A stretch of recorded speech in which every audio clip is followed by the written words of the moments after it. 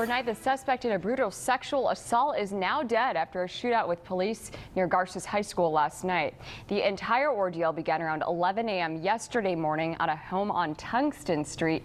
This is near Harris and Old River Roads. A woman there called police and said she'd been raped by a man with a gun. Leslie Marine is live in the Northeast with more right now. Good morning, Leslie. Lindsay, you can see there's still tape up in this area here, right where Union turns into Panorama. Take a look down there. Police have had a long night because the car that is allegedly, or that had allegedly belonged to the suspect in this case, 22-year-old Adrian Hernandez, is just being towed away right now. This is the area where Hernandez actually led police down a chase through Panorama into this area, and this is where police eventually shot Hernandez. But it all started yesterday in an alleged rape and house fire that shook a Northwest Bakersfield neighborhood.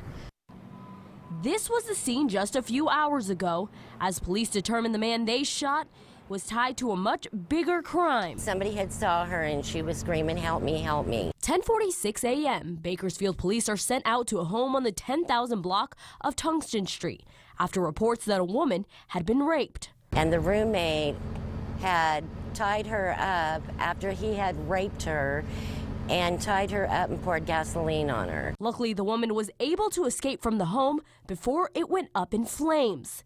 Once fire crews arrive, they hear what is believed to have been nearly 20 gunshots coming from inside the home. Shortly after, the fire is out, but the manhunt for the suspect, 22-year-old Adrian Hernandez, is underway. After the fire died down, they all drew out their guns, started breaking in through the windows to make sure nobody was there. And then they went through the back, opened up that back door, said it was clear, and then he came out and gave the thumbs up. So I assume nobody's in there, but there's no telling. Through the day, police unable to fully access the structurally unsound home. This is bizarre. This is something that just doesn't happen in this area. Fast forward to 9:45 p.m. Officers find a car resembling Hernandez's near Hart Park. They attempt to stop the car near Panorama Drive, but Hernandez refuses to stop. He leads police on a chase, even attempting to drive over police spike strips, eventually coming to a stop on the 4,000 block of Union Avenue. That's where Hernandez exits the car armed with a gun, but police shoot, and this morning, Hernandez is pronounced dead.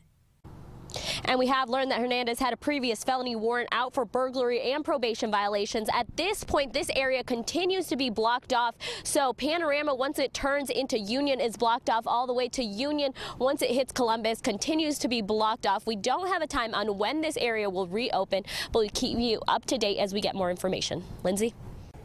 All right.